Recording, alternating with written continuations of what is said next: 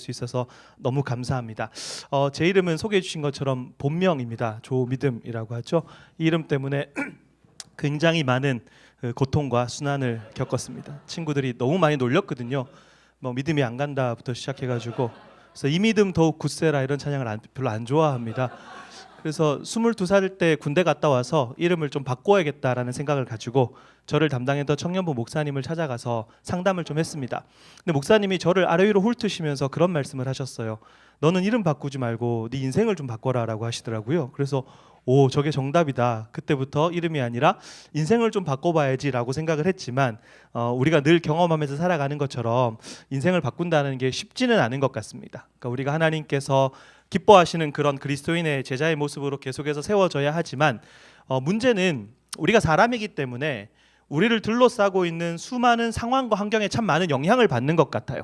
사람이기 때문에 그 사람이 어떤 상황에 있었느냐, 그 사람이 어떤 환경 가운데 있었느냐, 때로는 그런 환경과 상황들을 불가항력적인 것도 많죠.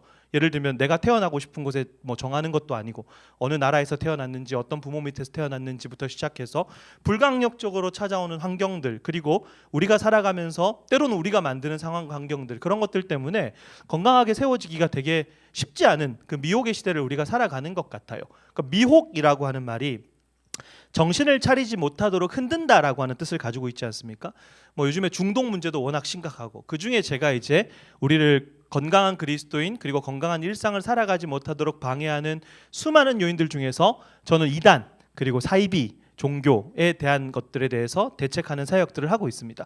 우리 성도님들 혹시 뭐 이단 사이비 하면 떠오르시는 단체들이 있으세요?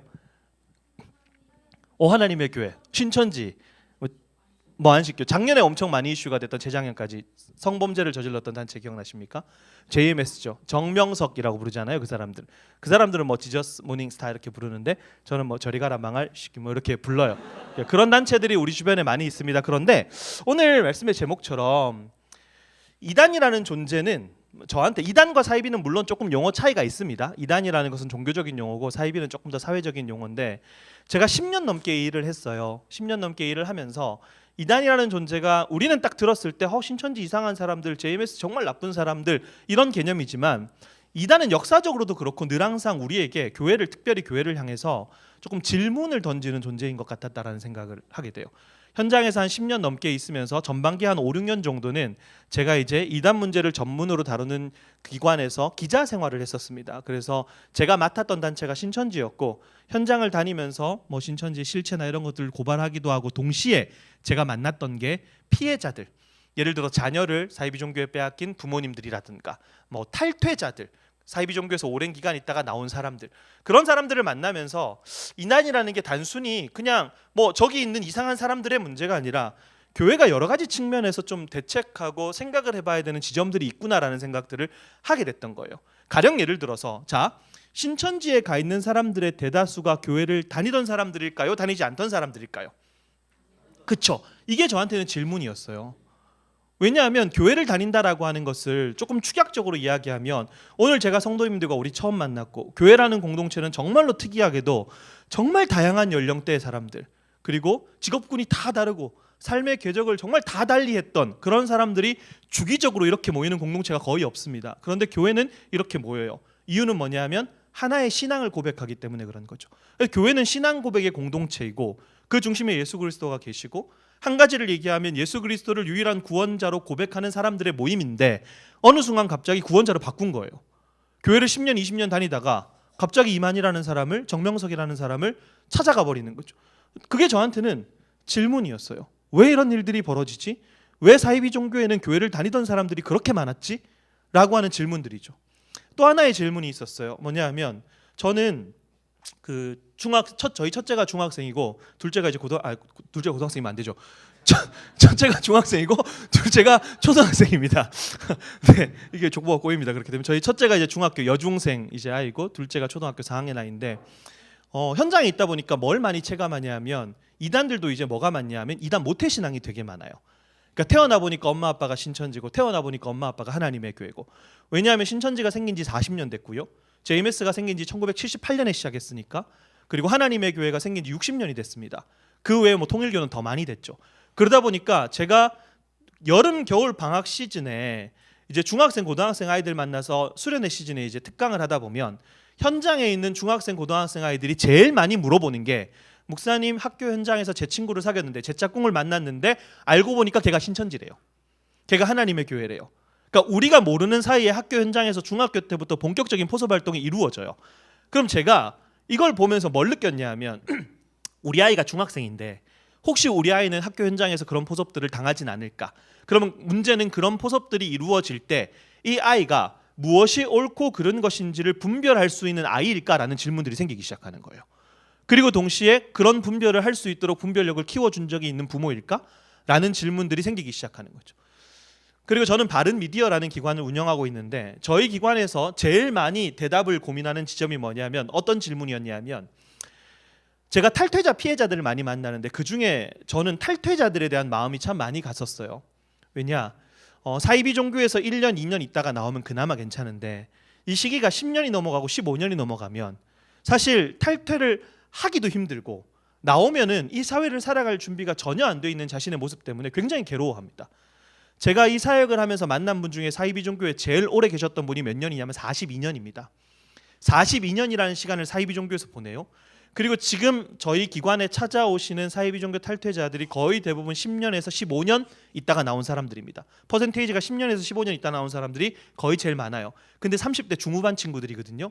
그 얘기는 거의 대부분 20대 초중반이 다 들어갔다는 얘기입니다. 그러면 우리가 잘 아는 것처럼 사이비 종교에 들어가서 학업을 제대로 하지 못하고 학업을 포기하는 경우도 되게 많고 가족들하고 연을 끊는 경우도 많고 사실 뭐 스펙이나 이런 것들을 쌓을 수도 없죠.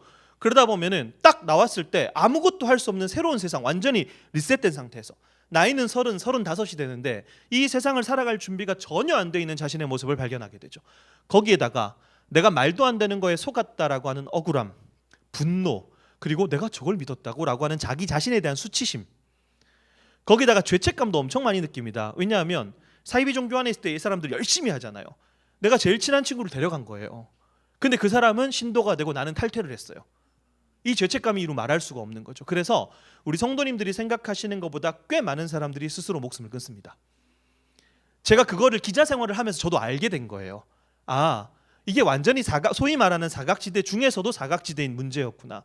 그러면 이런 탈퇴자들을 향해서 한 번의 회복의 기회를 제공할 수 있고 또 회복할 수 있도록 돕는 일들은 누가 할 수 있을까라고 생각했을 때 이건 정부 기관에서 절대 할 수가 없는 이야기입니다. 자꾸 이런 것들은 뭐 종교네 어쩌네 뭐 이러면서 그렇죠? 그러면 이런 문제에 대해서 대답을 어느 정도까지 내놓을 수 있는 곳은 아무리 찾아봐도 눈을 씻고 찾아봐도 늘 항상 영혼을 이야기하고 사랑을 이야기하고 잃어버린 사람을 이야기하는 교회밖에 없더라라고 하는 결론에 이르게 된 거죠. 그때부터 기자 생활을 정리하고 바른미디어라는 기관을 만들었습니다. 저희가 힘을 많이 쏟았던 게 물론 예방을 위한 교육도 하지만 탈퇴자들을 만나기 시작했고 저희는 지금도 교회로 돌아가지 못한 사이비 종교 탈퇴자들과 성경 공부 모임을 하고 있습니다. 주기별로 계속해서 클래스를 나눠서요. 저희 모임에 오시는 분들이 거의 대부분 10에서 15년이라고 말씀을 드렸죠. 실제로 20년이 넘어가고 그 안에서 성경을 가르치던 강사들도 꽤 많이 옵니다. 그리고 30년 사이비 종교 있었는데 몇 살이에요? 물어보면 30살이에요. 뭐 이런 경우들 좀 모태신앙이죠. 제가 지금까지 이 사역을 하면서 만났던 친구 중에 제일 답이 안 나왔던 케이스가 뭐냐면 나이가 20살인데 역시나 20년 있었어요. 근데 이 친구는 우리가 소위 얘기하는 뭐 메이저 그런 사이비 종교가 아니라 집단 생활을 하는 굉장히 군소 사이비 조직이었어요. 부모가 나오면서 같이 탈퇴를 합니다. 나이가 20살인데 놀랍게도 이 친구는 거기서 운영하는 대안학교를 다닌 거예요. 공교육을 받아본 적이 없는 거죠. 거기서 대안학교를 다녔는데 뭘 배웠겠습니까? 자기들의 메시아를 하나님으로 배운 교육을 받은 거예요. 그리고 난 이후에 20살이 되어 탈퇴를 했는데 나이가 20살이 될 동안 자기 힘으로 단 한 번도 버스를 타본 적이 없어요. 이게 대한민국 사회에서 벌어지는 문제라고 하는 거죠.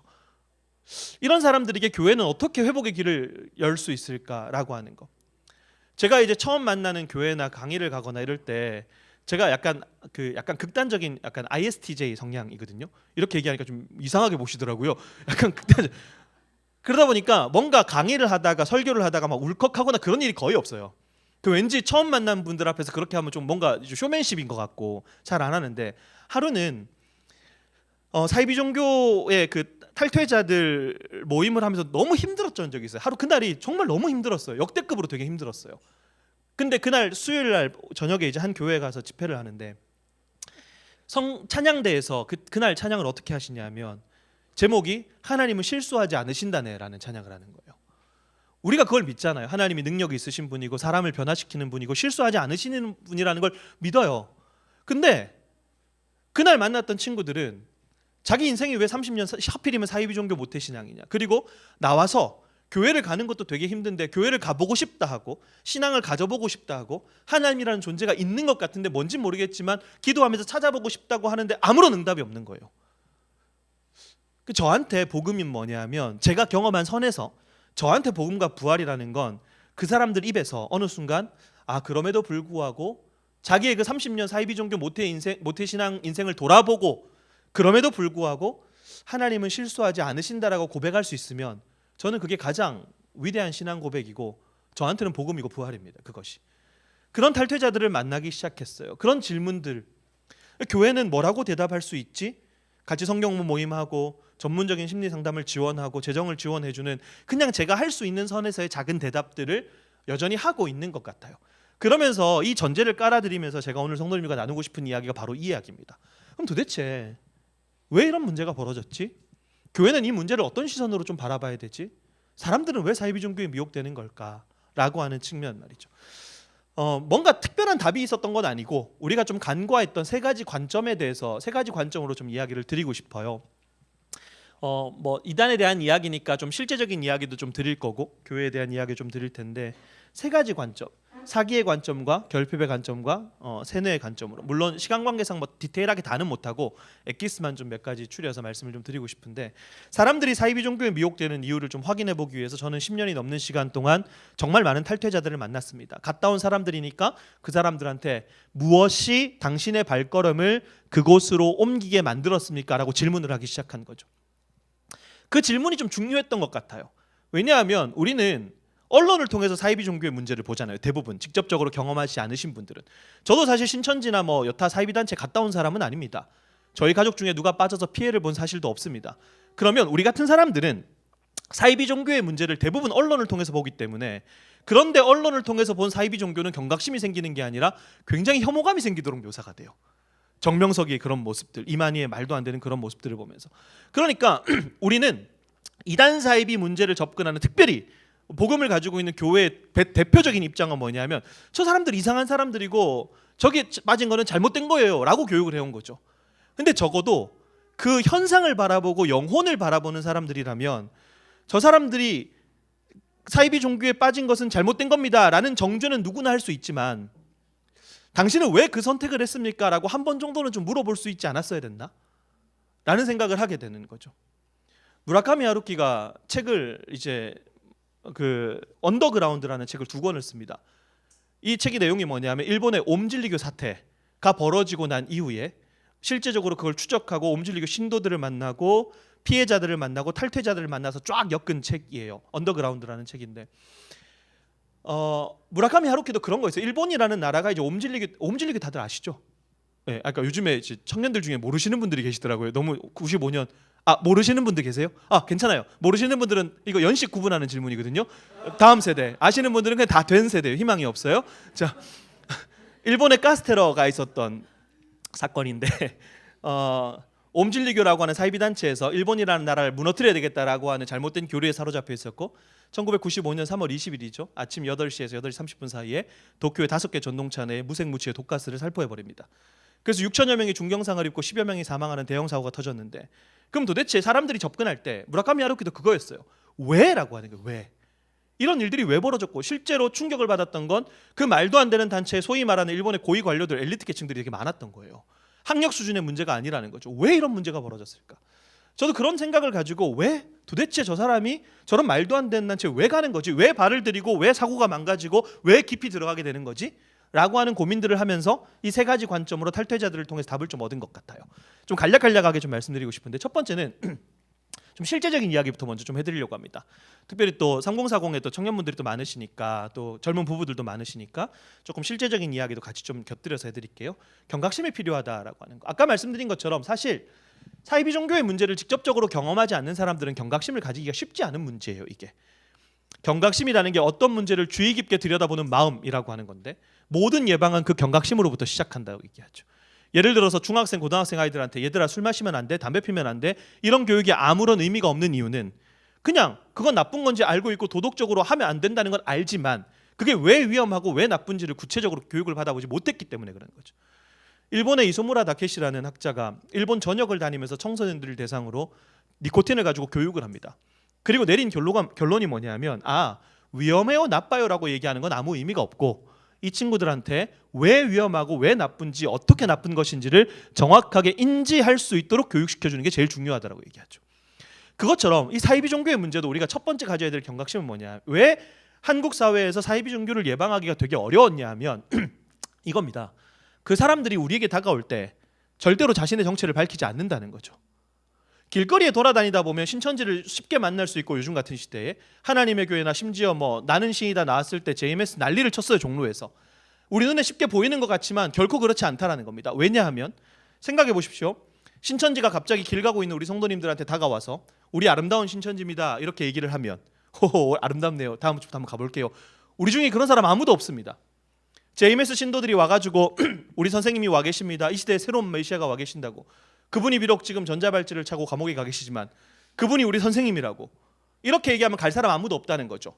겉으로 드러내고 보이는 것처럼 하지만 결국 우리가 그것을 예방하기 되게 힘들었던 이유가 뭐냐면 철저하게 정체를 숨기고 우리에게 다가온다는 거죠. 그게 캠퍼스든 직장이든 우리의 삶의 영역이든 상관없이.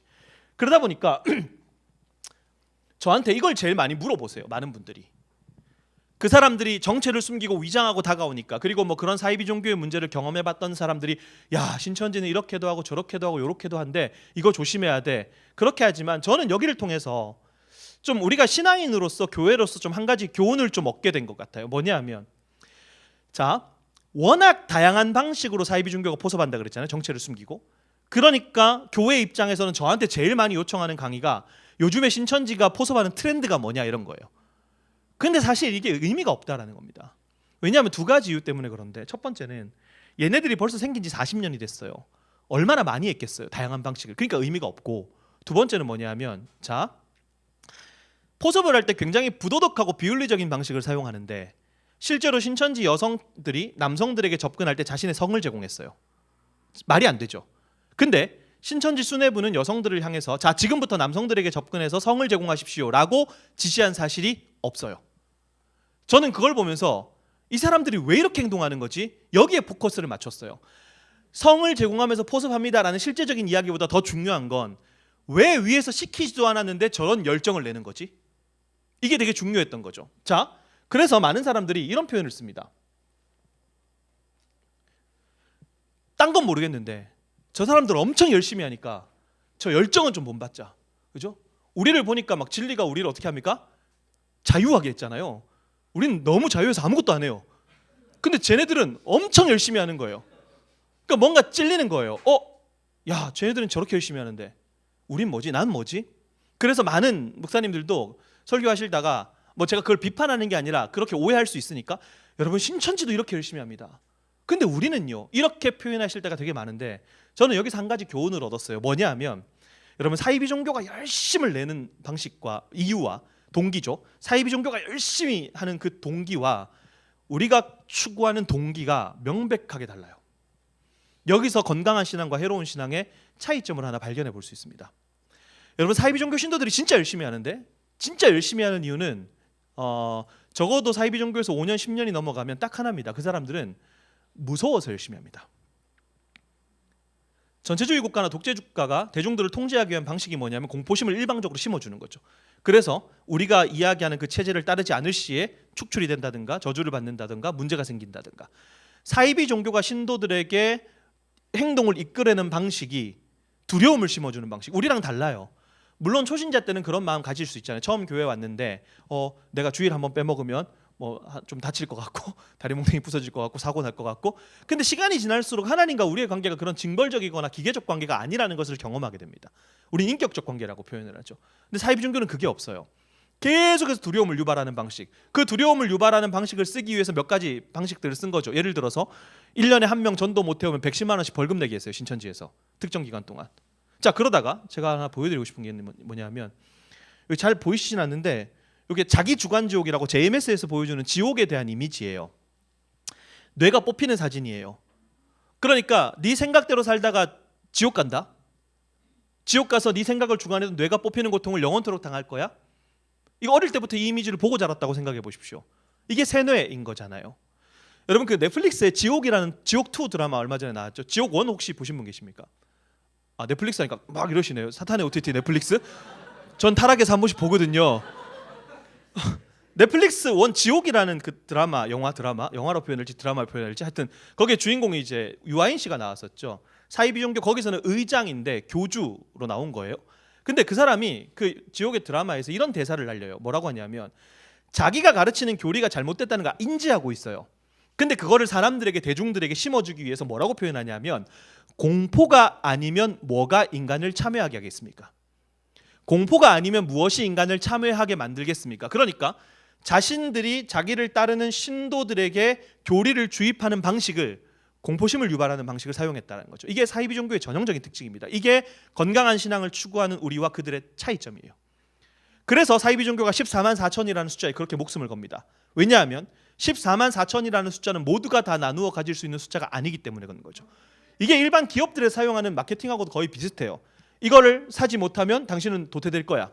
그리고 홈쇼핑에서 늘 하는 게 뭡니까? 매진 임박.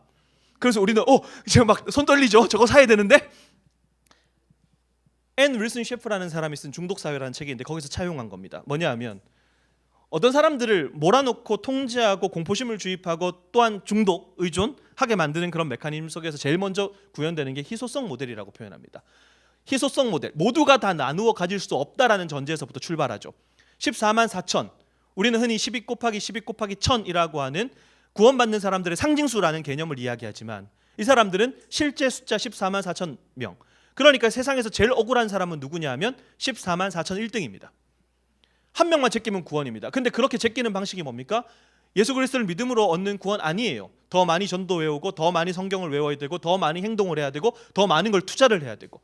그래서 불건전한 단체의 가장 큰 특징이 뭐냐면 신도들을 계속해서 계급화시켜 놓는다는 거죠. 더 나은 단계로 올라가야 된다라고 경쟁을 부추기는 겁니다. 경쟁을 부추겨서 신앙을 세우는 건 별로 좋은 방식은 아닌 것 같아요. 하나님과 나와의 인격적 관계 속에서 공동체 속에서 함께 자라는 건데 이게 우리가 학습되었던 게 우리 한국 사회에서 학습됐던 게 계속해서 경쟁이거든요. 그러다 보니까 90년대를 넘어가면서 제일 정점 제가 고등학교 때 대학교 때 배웠던 그 정점이 뭐냐면 뭔가 찍고 올라가야 돼요. 고지론이라고 표현하죠. 누군가를 심지어 중고등학교에서 그렇게 입시 교육을 받았던 사람, 그 교육에 익숙한 사람이 교회까지 와서도 내가 저 사람보다 더 많이, 이거보다 더 많이라고 하는 그런 어떤 방식으로 학습을 받았던 거죠. 희소한 모델, 모두가 다 나누어 가져야 돼요. 모두가 다 나누어 가질 수 없어요. 저걸 쟁취해야 돼요. 그러니까 뭡니까? 저걸 쟁취해야 된다는 한 곳에 딱 쏠리게 되는 거죠. 터널 비전, 터널 시선이라고 표현하는데 터널에 들어가면 시야가 좁아들어서 그것만 집중하는 현상을 이야기하죠. 그러니까 어떻게 됩니까? 내가 저걸 쟁취하지 못하면 어떡하지라는 집착과 두려움이 불러. 그런 두려움들을 가지고 있을 때 너한테 보상이 있다라는 그 모든 보상을 독점하고 있는 게 하나의 권력자가 되는 거거든요. 이게 기본적으로 교회와 사이비 종교의 가장 큰 차이점입니다. 자, 그러면 이런 메커니즘들이 잠깐만요. 한 장만 더. 네. 이 질문하고 어떻게 이어지는지를 제가 설명을 드리겠습니다. 자, 제가 만약에 사이비 종교 신도예요. 열심히 포섭 활동을 했습니다. 잘 안 돼요. 그러면 그때부터 두려운 마음이 생기기 시작합니다.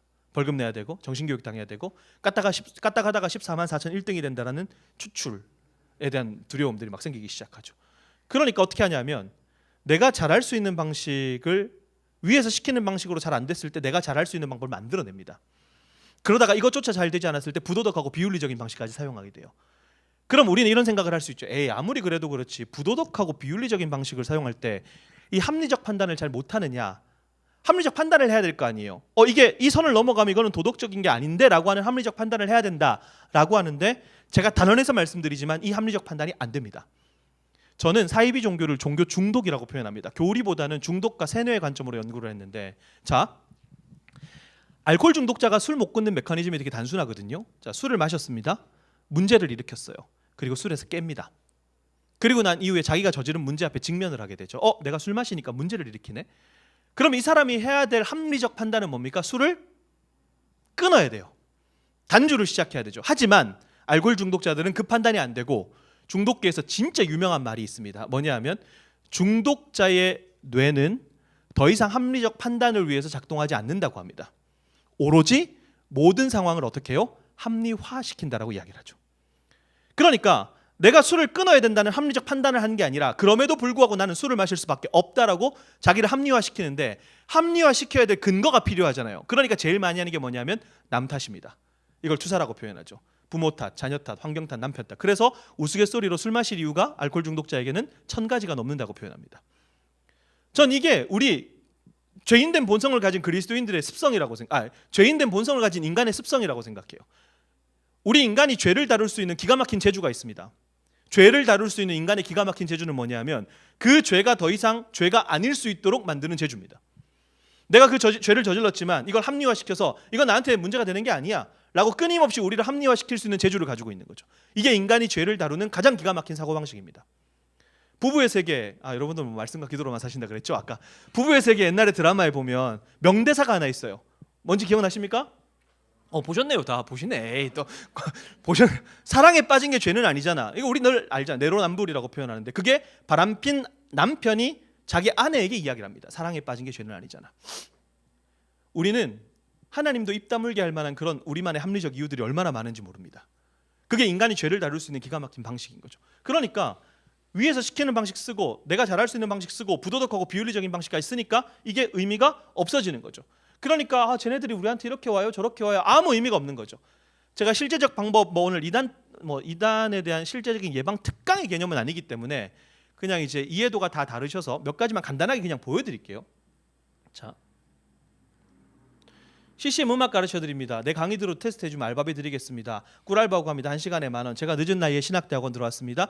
1시간 듣고 10시간 들어주면 10만 원 드리겠습니다. 성경쓰기 봉사자 모집합니다. 취업에 대한 정보 드립니다.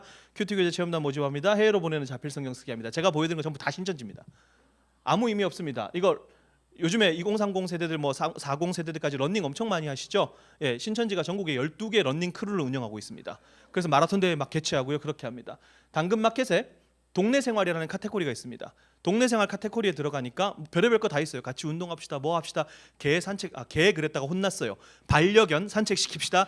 이런 각양각색의 것들. 자, 당근마켓에서 고객센터에 공지사항을 올립니다. 당근마켓은 사기 다단계 위장 포교 활동 등 이거 신천지 때문에 이렇게 올렸습니다. 그러니까 인간 대 인간이 만날 수 있는 가용한 모든 방법을 쓰는 거죠. 심지어 대한예수교 장로회 합동측 로고입니다. 이거 로고 도용해가지고 위장교회를 운영해놓고 고3에서 대학 넘어가는 요 시즌의 아이들 이 교회에서 계속 신앙생활을 하면 좋겠는데 부득이하게 다른 지역으로 갔어요.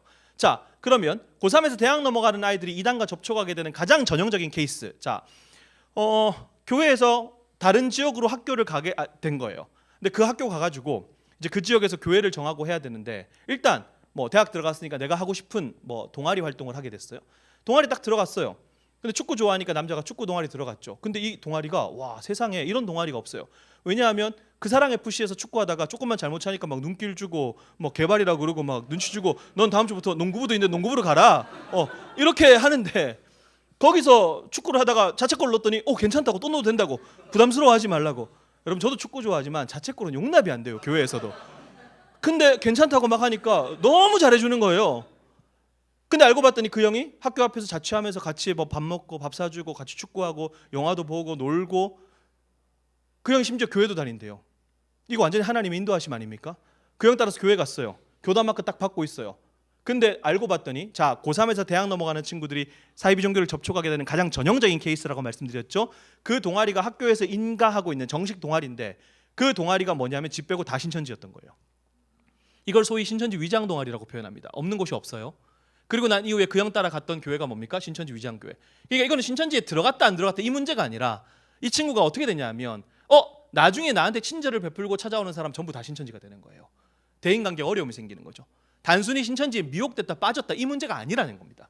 심지어 얘네들이 교회 바깥에서만 하는 게 아니라 교회 안으로도 들어오니까 이거 제가 목사님들 강의할 때 좀 많이 보여드리는 목사님들 놀라시거든요. 뭐냐? 신천지가 자기들을 추수꾼이라고 표현한다는 거 잘 아시죠? 침투할 교회 다 그립니다. 골수, 신천지 입장에서 그 교회 믿음 좋은 성도들이 앉는 자리 저기 앉으면 안 돼. 신천지 입장에서 저기 앉아야 돼. 추천. 그리고 실제로 교회 사진 딱 찍어놓고 내가 포서발 대상자가 주로 어느 횡단보도 건너서 들어오는지 다 합니다. 이렇게 다가와요. 그 제가 목사님들한테 이런 거 보여드리면 목사님들 중에 어떤 분은 저한테 그런 얘기 하시는 거예요. 제가 받았던 부탁 중에 제일 황당한 부탁이 목사님 규모가 좀 있는 교회인데 우리 교회 한 달만 출석해달래요. 제가 왜요? 그랬더니 한 달 동안 전 예배를 참석하고 신천지를 솎아달라는 거죠. 말이 안 되잖아요 여러분. 물론 여러분 제가 짬바가 있잖아요. 그러니까 대충 이렇게 눈 쓱 보면 몰라요. 제가 어떻게 알아요? 이게 알면 제가 여기서 이러고 있겠습니까? 안 되죠. 안 된다는 거예요. 그렇게는 되게 단순해요. 많은 교회들이 신천지 아웃을 붙여놔요. 아니 물론 그게 나쁘다는 건 아닌데 생각해 보십시오. 제가 만약에 신천지인데 들어오다가 신천지 아웃이 붙어 있으니까 아웃이네? 나가겠냐고요. 아니라는 거죠. 이렇게 접근할 문제가 아니다. 이런 문서에 보니까 청년들한테 접근하려고 신천지 여성 청년들이 남성들에게 접근하는 방식 뭐 이렇게 해가지고 갑자기 계단이 있으면 그 앞에서 기다렸다가 다리를 삐끗하는 척하면서 안기라는 거예요. 그 이 남자애가 당황하고 좋아하고 복잡 미묘한 감정 들면서 온갖 상상의 나래를 펼치고 혼자서 막 애 놓고 그러잖아요, 그죠? 그렇게 접근할 문제가 아니다. 그러니까 제가 뭐 특강의 방식은 아니기 때문에 짤막하게 말씀드리지만 경각심이 좀 필요하다는 거예요. 적어도 내가 만나는 사람에 대한 검증과 확인과 심지어 제가 만났던 케이스 중에 성우 지망생이 있는데 이 친구한테 접근한 사람이 KBS 무슨 성우입니다. 명함 파스 준 거예요. 전화를 해보니까 실제로 그 KBS 성우실에 그 사람이 근무를 해요. 근데 그 이름을 사칭을 한 거예요. 이런 방식이에요. 근데 제가 여기서 한 가지 팁만 드리면 너무 다양한 방식을 쓰는데 요거는 간략하게 언급하고 넘어갈게요. 어쨌든 그 사람들과 나와의 만남, 그 사람이 나를 포섭하기 위한 사이비 종교라면 반드시 나를 교회 바깥에 비밀리에 하는 성경 모임으로 데려갑니다. 요것만 안 하시면 돼요. 요게 되게 단순한 거예요. 교회 밖 비밀리에 하는 성경 모임 가지 말라. 진짜 단순하죠. 보이스피싱하고 똑같아요. 자, 보이스피싱이 매년마다 수천억 대의 피해액이 여전히 발생합니다. 우리나라에서 경찰청 통계에 근거해 보면. 근데 보이스피싱과 사이비 종교의 공통점이 있어요. 뭐냐 하면 보이스피싱하고 사이비 종교의 공통점은 누가 얼마나 정교하게 사람의 마음을 사고 속이는가 이 문제예요. 그러니까 어쨌든 만남의 끝이 교회 밖 비밀리에 하는 성경 모임으로 가는데 왜냐하면 교리를 받아들여야 되기 때문에 성경을 해석하는 관점을 바꿔야 되거든요. 그러니까 그 사람들의 모임으로 데려가기 위해서 각양각색의 방법을 쓰는 거죠. 그러니까 오늘 이 이야기를 들으셨던 분들은 쟤네들이 저 사람들의 방식, 부도덕하고 비윤리적인 방식, 신천지가 이렇게 합니다 저렇게 합니다 이거 의미 없다. 그냥 내가 누구를 만났을 때 우리 자녀가 우리의 지인들 우리 가족들이 누구를 만났을 때 그 만남의 끝이 교회 바깥에서 검증되지 않은 모임들을 하게 된다면 반드시 목사님에게 저희 같은 기관에 한 번만 확인해보자 이러면 돼요. 보이스피싱하고 똑같은 과정이죠. 근데 그렇게 확인해봐라 라고 이야기를 해도 사실상 사람들이 잘 확인을 하지 않아요. 제가 어느 교회에 1년에 한 번씩 보통 이제 2단 경계주일 교단마다 다 있기도 하고 해서 어떤 교회들은 전 교인들을 대상으로 뭐 1년에 한 번 날짜를 정해놓고 가는 교회들이 있습니다. 제가 5번 간 교회가 있어요. 갈 때마다 다른 얘기를 하죠. 근데 교회 밖 비밀리에 하는 성경 모임 가지 마시라고 그런 게 유도됐을 때 목사님에게 확인하시라고 또 처음 오시는 분들도 있고 환기 차원에서 그 얘기는 꼭 해드려요. 되게 단순한 거거든요. 보이스피싱 예방 이런 교육 보면 맨날 다른 얘기 하나요? 똑같은 얘기합니다. 근데도 그렇게 당해요. 5번을 갔던 교회인데 5번째 딱 갔어요. 담임 목사님하고 얘기하다가 목사님 오실 때마다 그거 하지 말라 그랬는데 이번에 우리 교회 성도 하나 그렇게 갔대요. 그 5번을 다 들었대요. 그 성도가. 근데 가가지고 그 공부하다가 문득 그때 말 빠르고 목소리 겁나 컸던 그 인간이 생각이 나더래요. 그러면서 내가 지금 하고 있는 이게 그 사람이 얘기했던 게 이거구나 이렇게 되는 거예요. 근데 이런 경우들이 굉장히 많습니다. 근데 제가 여기서 한 가지 더 추가해서 말씀드리고 싶은 게 바로 2번이에요. 이건 되게 단순한 거예요. 보이스피싱하고 똑같죠. 근데 왜 많은 사람들이 거기에 가게 될까라고 했을 때 보이스라는 영화가 있었습니다. 아마 한 3, 4년 전에 개봉한 영화인데 보이스피싱에 대한 영화였어요. 변요한하고 김무열인가요, 이 사람? 네, 이 사람이 이제 범죄자고 설계자고 이 사람이 이제 전직 경찰인데 이제 아내가 보이스피싱을 당해서 중국까지 가가지고 잡아내는 이런 영화예요. 이 영화에서 김무열이 이제 둘이 대치 상황에서 보이스피싱에 대해 설명을 하는데 이렇게 얘기합니다. 보이스피싱은 공감이야 이렇게 표현하는 거예요. 보이스피싱은 공감이야. 무지와 무식을 파고드는 게 아니야. 공포와 희망을 파고드는 거야. 이렇게 표현해요. 이게 무슨 얘기냐면 제가 사이비 종교에 관련된 가족 상담이 딱 들어오잖아요. 그럼 제일 먼저 확인하는 게 뭐냐 하면 놀랍게도 가족 관계입니다. 가족 관계를 먼저 확인해요. 근데 어느 정도 괜찮은 가족 관계였어요. 그러면 그 다음 단계는 어떻게 넘어가냐면 그 사람이 혹시 자기가 원래 속해 있던 교회 공동체 혹은 가족 공동체 아니면 같이 교류하던 공동체에서 벗어나서 혼자 고립된 적은 없었던가? 이걸 물어봐요. 근데 이 두 가지에서 거의 다 걸립니다. 놀랍게도. 여러분 하나님의 교회라고 하는 단체 아시죠? 하나님의 교회 세계복음선교협회 장길자 어머니 하나님, 사망한 안상홍 하나님. 여기는 어린 아이를 둔 젊은 엄마들 진짜 많아요. 이유는 딱 하나, 어린 아이를 둔 젊은 엄마들 집에 또래 친구 3명 4명 찾아가서 한 명 애 봐주고 한 명 집안일 해주고 한 명 말동무 해줘요. 공감이 이루어지는 거예요. 근데 2018년 기점, 다른 기관은 모르겠고 2018년 기점 저희 기관에 들어왔던 하나님의 교회 관련 상담 100% 이혼 가정, 이혼 위기 가정입니다. 이런 통계를 저희가 가지고 있는 거예요. 일본 같은 경우는 옴진리교 때문에 꽤 많은 연구들이 그래도 정신의학자들이나 심리학자들을 통해서 이루어졌는데, 제가 강의할 때마다 인용하는 책이 이제 일본의 정신의학자 오카다 다카시라고 하는 사람이 쓴 심리 조작의 비밀이라는 책입니다. 이 책은 IS나 알카에다 같은 극단적 무장 이슬람 단체 그리고 사이비 종교의 사람들이 왜 미혹되는 것일까라고 하는 것을 종교적 교리적 관점이 아니라 정신의학자의 입장에서 쓴 책이거든요. 이런 사람들은 심리 조작을 당했다라고 표현을 하면서 심리 조작을 당하기 취약한 네 부류의 사람들을 구분합니다. 의존성 인격 장애, 누군가를 계속해서 의지하고 의존해야 되는 성향의 사람들을 얘기했죠.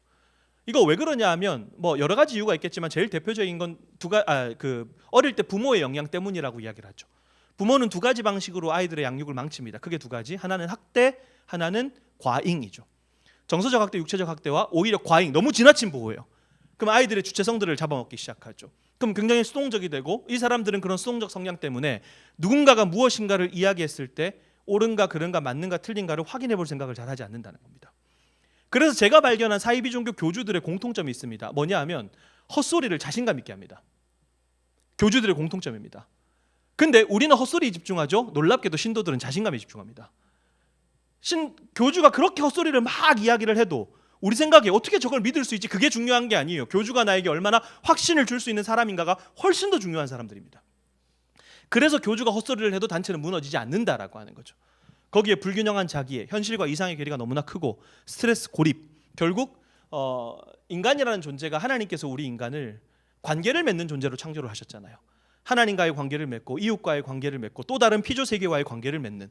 근데 이런 관계성들이 다 깨어지기 시작할 때 고립이 되고, 우리는 코로나 기간 동안에 물리적 고립도 경험하게 되면서 사람들이 뭡니까? 누군가를 의존해야 되는데, 이 증거가 뭐냐 하면 중독자들이 그렇게 많이 늘어나는 거예요. 시대에.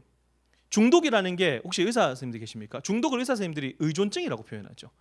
의존이에요. 의존. 어딕투스라는 라틴어가 어딕션이라는 영어가 되고, 의존하다, 할애하다, 할당하다, 집착하다. 무엇인가에 의존, 할애, 할당, 집착하다가 내 건강한 일상과 삶의 루틴들이 망가지기 시작할 때 우리는 중독이라고 표현을 하죠. 경증에서 중증까지. 제가 그 사이비 종교를 종교 중독이라고 부르는 개념도 의존의 개념으로 보기 때문에 그런 겁니다. 이게 일본만 그럴까요? 아니요. 미국도 똑같았어요. 뉴라이프 클리닉스라고 지금 이제 우리나라에서는 해로운 신앙이라는 책으로 번역이 되어 있는데, 기독교적 관점에서 종교 중독의 어떤 교과서 같은 책입니다.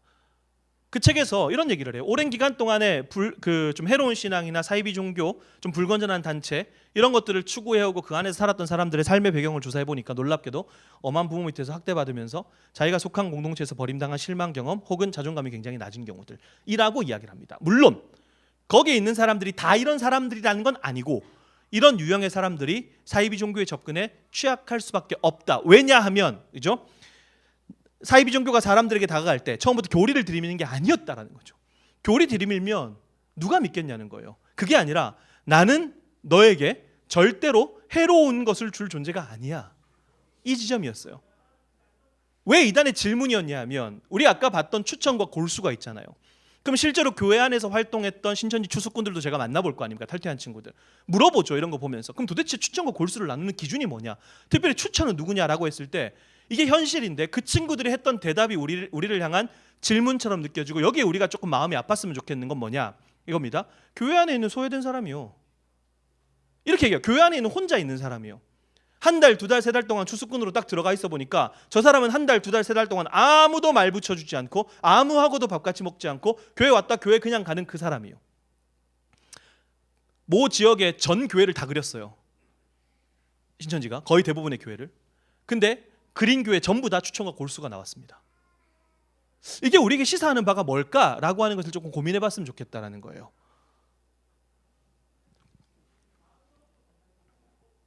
그래서 여러분, 그루밍 성범죄라는 표현 많이 들어보시잖아요. 그렇죠? 그루밍. 옛날에는 그루밍이라고 하면 불과 한 5, 6년 전까지만 해도 그루밍 그러면 뭔가 이제 미용에 대한 거였어요. 그리고 그루밍족 그러면서 남성들이 막 미용에 관심을 가지고 그루밍, 원래 마부가 이제 빗질한다라는 개념으로 그루밍 이런 표현 쓰잖아요. 근데 그루밍 성범죄라는 표현이 이제 등장하기 시작하고 실제로 판결문에서도 종교적 항거 불능 이런 새로운 단어들이 막 등장하기 시작해요. 자, 그러면 그루밍이라고 했을 때 미국의 법정신의학자 마이클 웰러라는 사람이 그루밍 성범죄가 이루어지는 걸 6가지 단계로 구분을 합니다. 대상자를 골라요. 그 사람의 신뢰를 얻기 위해서 욕구를 충족시켜줍니다. 그럼 자연스럽게 고립이 되죠. 그때 스킨십 농도가 짙어지다 결국 관계를 맺게 되고 관계 맺은 이후에 회유하거나 협박하는 방식이 그루밍 성범죄가 이루어지는 단계인데 제가 이걸 보면서 뭘 느꼈냐면 교회 사이비종교 똑같다는 거예요. 대상자 고르죠. 추천, 골수 다 고릅니다. 그리고 이 사람의 신뢰를 얻기 위해서 욕구를 충족시켜주고 자연스럽게 문제가 있거나 어느 정도의 특별히 오늘날 사회 같은 경우에 고립이 되고 결국 그 사람들의 성경 모임으로 가자 했을 때 왜 관계를 맺는 것을 중심으로 하냐면 처음부터 같이 가봅시다 그러면 안 갈 거니까 내가 이것을 이야기했을 때 들을 만한 존재. 그러니까 사람은 절대로 좋은 말 안 듣죠. 내가 좋아하는 사람의 말을 듣습니다. 이게 사람이죠. 좋은 말 안 들어요. 우리 내가 좋아하는 사람이 말해야 좋은 사람인 겁니다. 우리 성도님들이 고상선 목사님을 좋아하고 신뢰하니까 그 목사님이 저를 소개했을 때 그래서 제가 이상한 사람은 아니겠구나라고 전제로 깔고 시작하시는 거잖아요. 그죠? 할렐루야? 네. 그런 거예요. 관계적인 사회에서는 그런 거죠. 근데 이런 걸 통해서 똑같다는 거예요. 관계적인 측면. 저는 우리 다음 세대 친구들을 보면 특별히 우리 중학생 딸을 보면서도 그런 생각하는데 되게 얘네들이 관계를 맺는 방식이 바뀌면서 중학생 아이들만 하더라도 관계라는 정의가 바뀐 세대예요. 얘네들은. 자, 새로운 친구를 사귀고 싶습니다. 자, 제가 질문 드려보겠습니다. 우리 성도님들께서 새로운 친구를 사귀고 싶고 저 사람을 알고 싶어요. 뭐 교환하자 그러세요? 아까 엄질들 몰라서 다음 세대라 했는데 이미 끝났어요. 저기도. 자, 뭐 교환합니까? 그쵸. 요즘에 다음 세대 아이들은 인스타그램 교환해요. 전화번호 카톡 안 씁니다. 아이들. 카톡 보내면 씹어요. 얘네들이. 카톡은 언제 쓰냐 하면 선물 주고받을 때만 씁니다. 안 써요. 애들 다 인스타그램 DM 합니다. 근데 여러분 인스타그램이라는 게 저는 하나의 상징이라고 보거든요. 페이스북 안 합니다. 페이스북은요 우리 엄마 아빠 다 들어와서 친구 요청하는 바람에 애들 다 도망갔어요. 인스타그램은 근데 정상적인 공간은 아닌 것 같아요. 있어빌리티라는 표현 아십니까? 있어빌리티. 있어 보인다와 어빌리티의 합성어입니다. 즉 있어 보이는 능력, SNS상에서 나를 있어 보이도록 과시할 수 있는 능력을 있어빌리티라고 표현합니다. 이것도 중독이에요. 하나에. 그러니까 더 자극적으로, 그죠? 그렇게 해서 괜히 인스타그램 보고 있으면 많은 사람들이 상대적 박탈감 느낍니다. 왜냐하면 전부 다 오마카세 모로 가고요, 전부 다 여행 가고요, 전부 다 좋은 차 타고 다닙니다. 근데 우리 아이들이요 거기서 관계를 맺어요. 저는 이게 무서운 거예요. SNS를 통해서 세상을 보는 겁니다.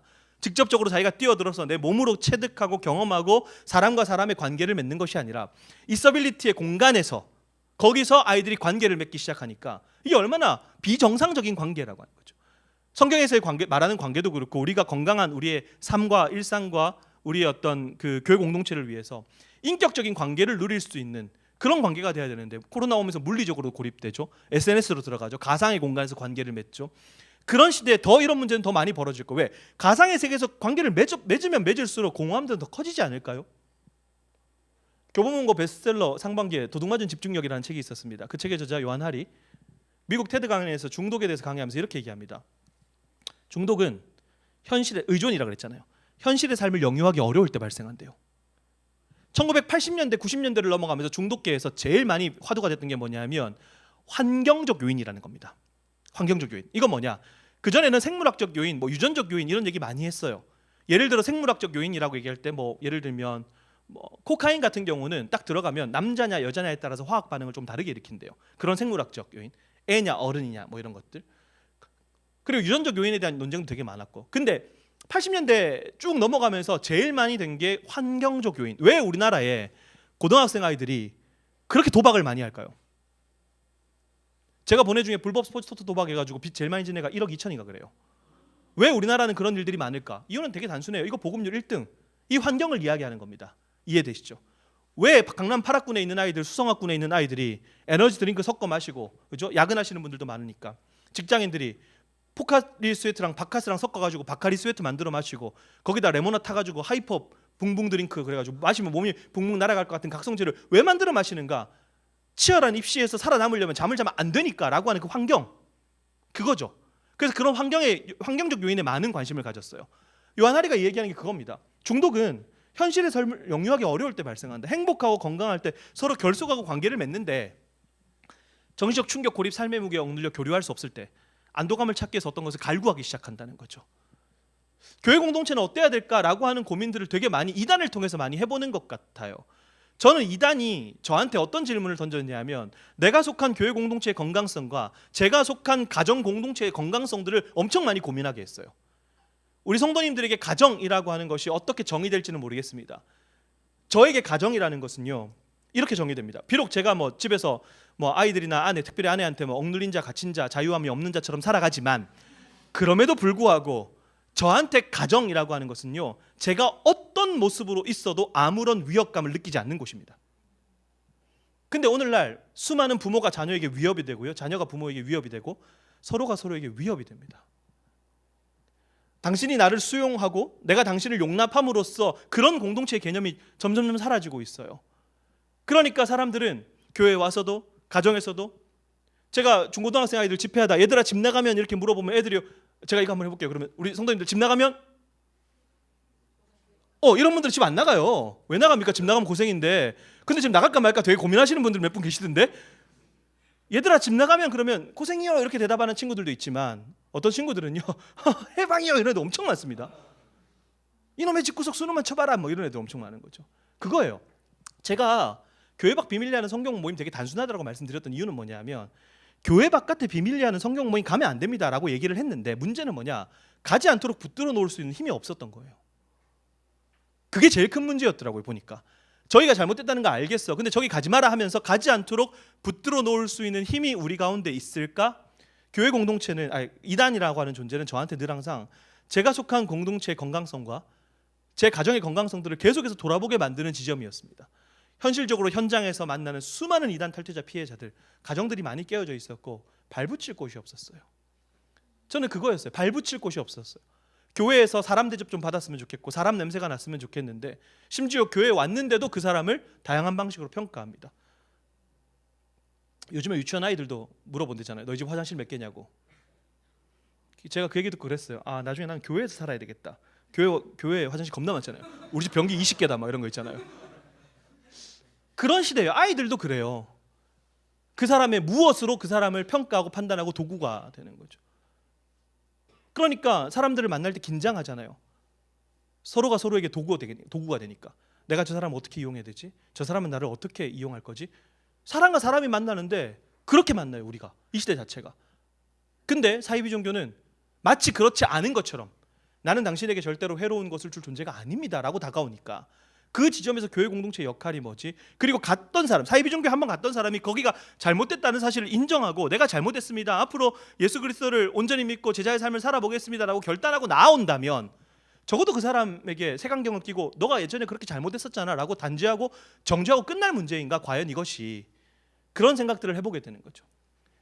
시간이 짧아서 마지막으로 한 가지만 더 말씀을 드리고 마무리를 좀 지으려고 합니다. 계속했다가 점심 식사도 하셔야 되고 그 사람 FC도 가셔야 되는데 제가 십자가에 못 박힐 수도 있으니까 세 번째 세뇌 무엇을 믿습니까? 저는 이게 신천지인 성경부 노트랍니다. 오피셜한 건 아니에요. 그냥 제가 들은 바로는 신천지에서 성경 가르치는 강사를 하려면 한 4,000구절 정도 외우면 된대요. 별로 안 되잖아요. 지금 신앙생활 몇 년 하셨는데 4,000구절을 못 외우세요? 저도 못 외웁니다. 근데 저는 그런 생각을 했어요. 아니 4,000구절을 외웠는데 왜 결론이 이만희로 나올까?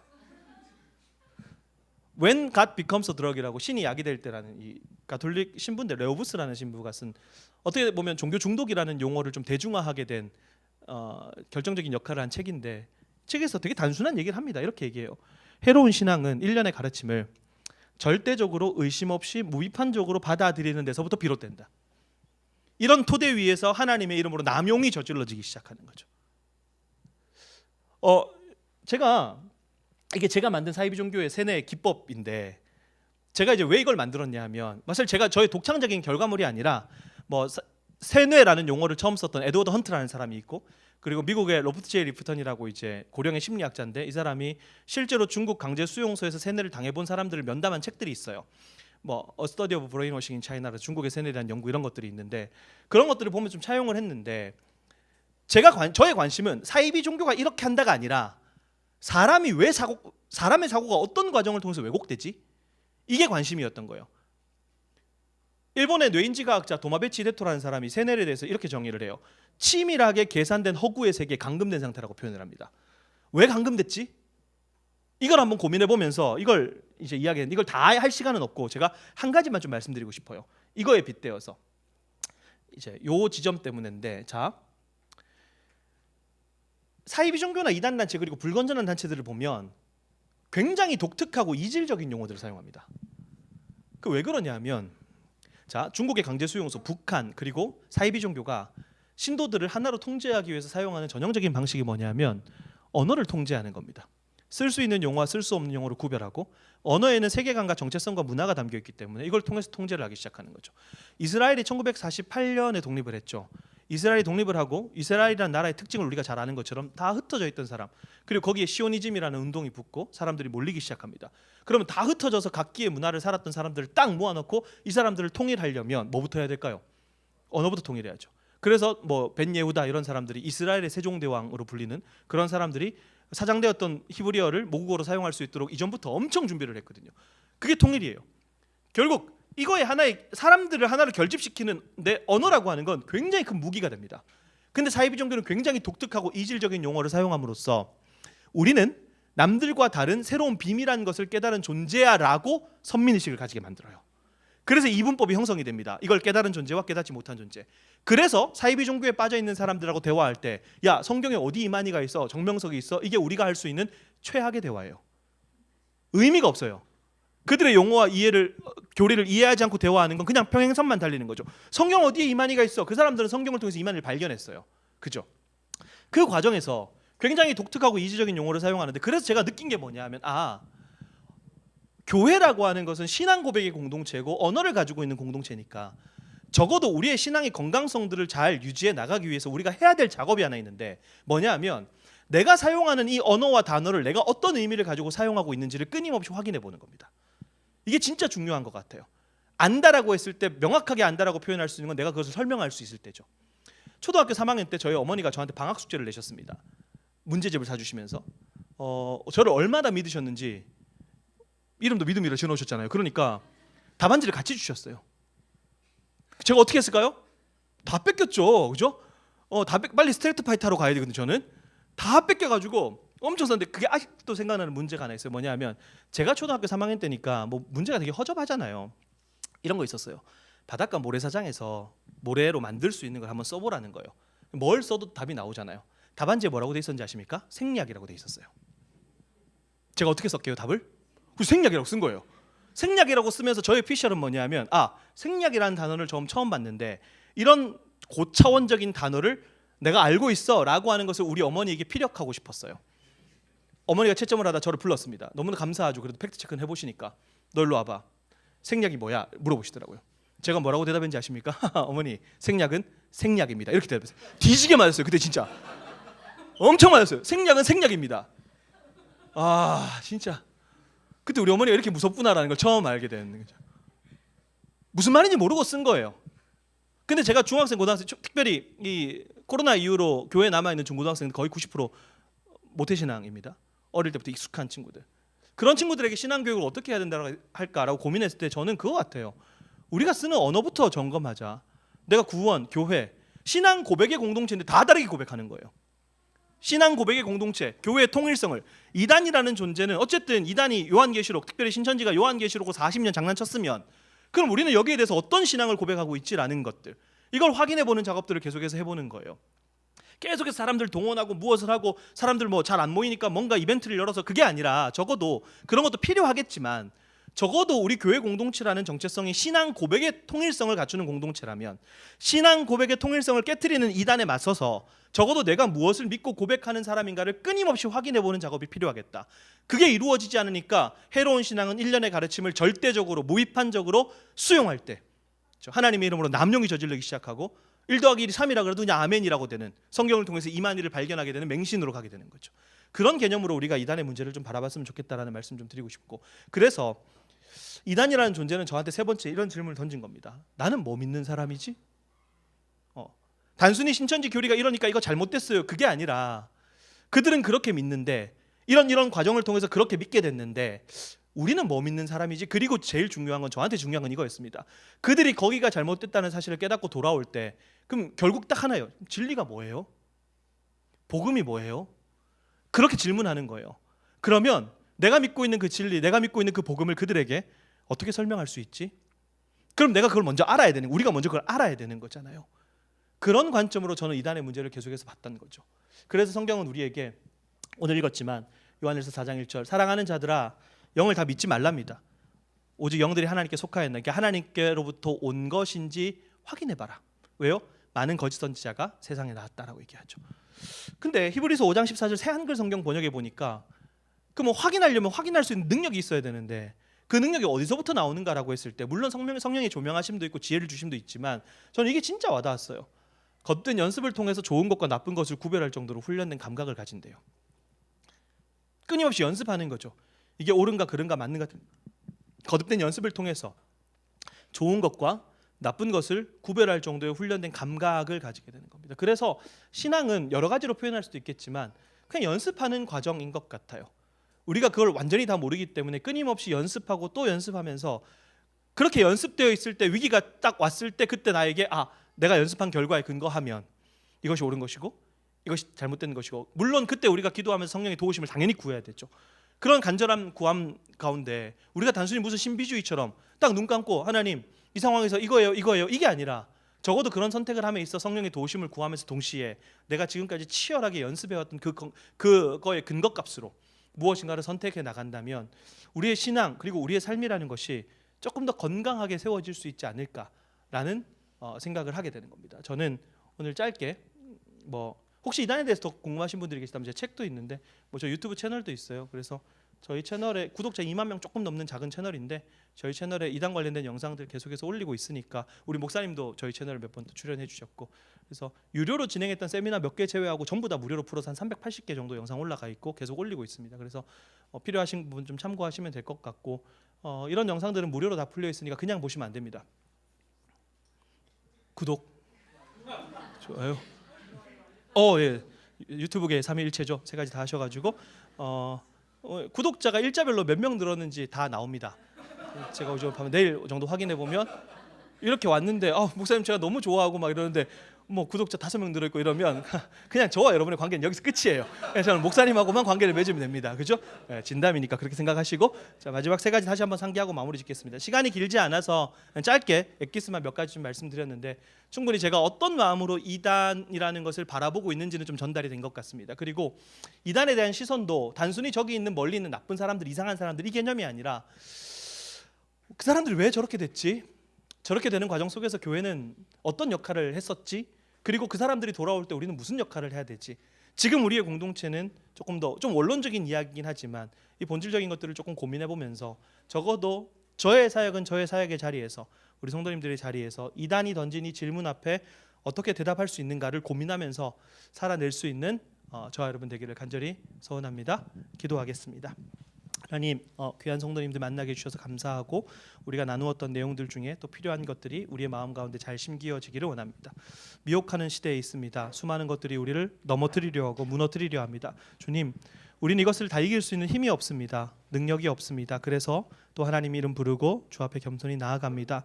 주님, 우리에게 지혜를 주시고 용기를 허락하여 주시옵소서. 하나님, 여기까지 인도하신 것처럼 앞으로 우리의 삶도 인도하여 주실 줄로 믿습니다. 늘 항상 선하신 인도하심, 그것을 바라보면서 불확실함 속에 있지만 그럼에도 우리가 확신을 가지고 그의 나라를 꿈꾸며 살아갈 수 있도록 주님 우리를 붙들어 주시고 인도하여 주시옵소서. 감사드리며 예수님의 이름으로 기도하옵나이다. 아멘.